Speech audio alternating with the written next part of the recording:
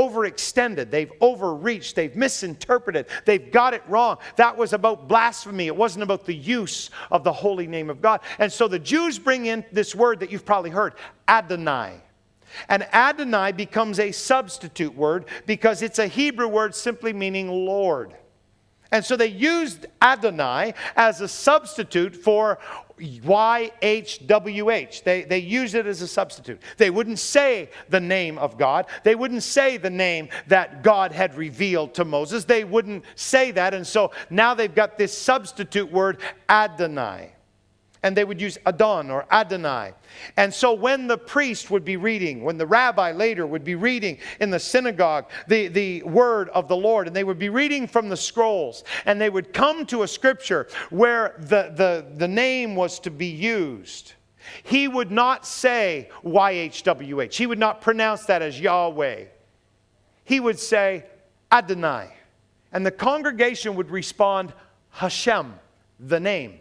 They knew it was there, but they wouldn't access it. They knew it was there, but they wouldn't say it. They knew it was there, but they wouldn't use it because they were afraid of blaspheming the name of the Lord. So you've got to get this picture in your head. By the time of Jesus' earthly ministry, the Jews had not heard the name of the God they served for over 300 years. They hadn't heard the name of the God they served. They wouldn't use it. They wouldn't call on Him. They were always going around talking about Adonai, Adonai. It was a substitute word. They would say Hashem, the name, but they wouldn't say the name. I am glad to tell you that a similar thing has happened in the end of Christianity's days when we're facing the rapture of the church. I'm glad to tell you that although it has happened that many churches have limited their use of the name of Jesus, and they don't baptize in the name of Jesus, and they're very careful about what they say theologically about Jesus because they don't want to offend church tradition.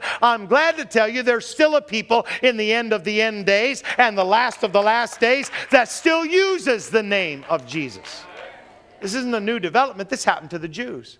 By the time Jesus walks on earth, the Jews have not used that name for 300 years.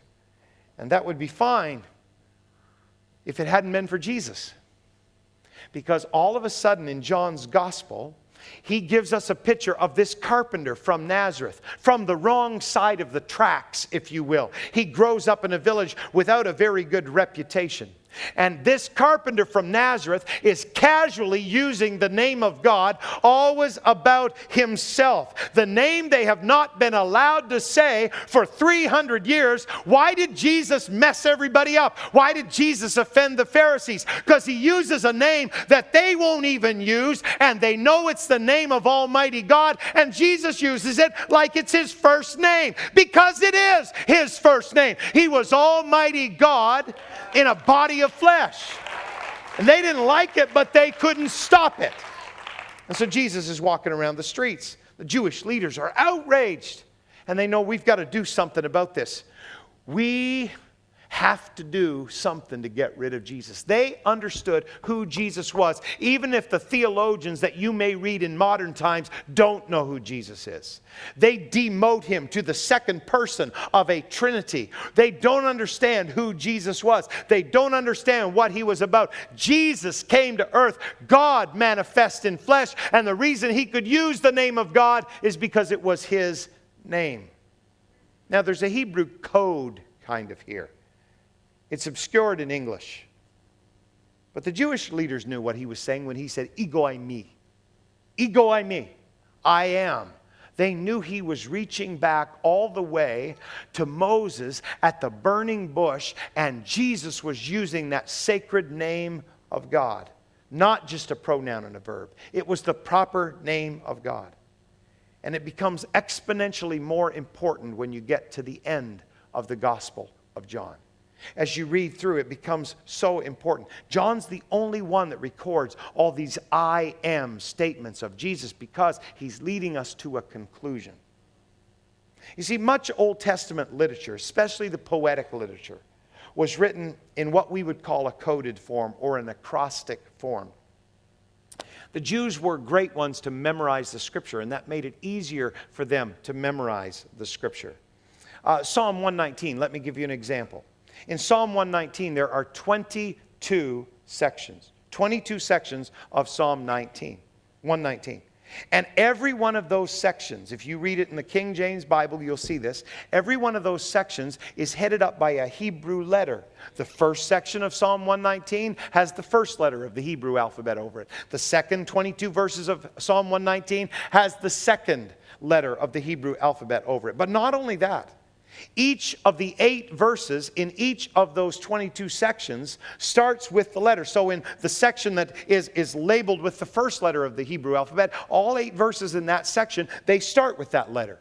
And then you go to the second section, the second 22 verses of Psalm 119, and it's labeled over the top with the second letter of the Hebrew alphabet. And every one of the 8 verses in that section start with that second letter of the Hebrew alphabet. And on it goes for 22 letters, 22 sections. Why? Because the Jews used that pattern to memorize the Word of God. And so it's a very obvious thing to them. They were forever memorizing sections of the Bible by looking at the first letter of a verse, or the first letter of a word, or the first letter of a sentence. And if you go to the book of Lamentations, you'll find the same thing. Lamentations has 5 chapters, and there's 22 verses in the first chapter, and each verse begins with a letter of the Hebrew alphabet in order. 22 letters in the second chapter, etc. Each verse begins with the first, second, third, fourth, fifth, all the way down through letter of the Hebrew alphabet. 66 verses in the third chapter, and the letter pattern goes A, B, B, B, C, C, C, all the way down through. And you say, well, what's that about? That's about the Jews wanting to memorize Scripture. And so to put it very bluntly and very plainly, the Jews missed absolutely nothing about Scripture. They studied it, they memorized it, and it is amazing to me and astonishing to me that they could know so much about God's divine arrangement of the Bible, and they could miss God's divine atonement when He came in flesh to save them. That's astounding to me. I've never figured that out, but the Word of God tells us He came to His own, and His own received Him not. And one of the details that the Jews were so fanatical about was this name of God. And they didn't like it that a carpenter from Nazareth is using the name of their God. And so the Pharisees, they grabbed Jesus, they had Him arrested, and they rushed Him to trial. And at that trial, it became very apparent that they were going to see Him crucified one way or the other, because He dared to say, I am. They didn't like it that He was claiming to be God. They didn't like it that He was using the name of their God. And they had studied the Word of God so much. The theologians today may have missed what Jesus was saying. But the Jews, they watched every little pattern in the Word of God. They didn't miss for a heartbeat what He was saying. And so they get Him to trial. And He's before the high priest. And there's a unique little scripture way back buried in the law in Leviticus 21 that says this: He that is the high priest among his brethren, upon whose head the anointing oil was poured, and that is consecrated to put on the garments, he will not uncover his head. The high priest is not allowed to uncover his head, and he's not allowed to rend his clothes. And Jesus gets before the high priest. He gets before Caiaphas.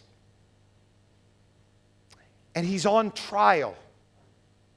And he is talking back and forth and answering his accusers.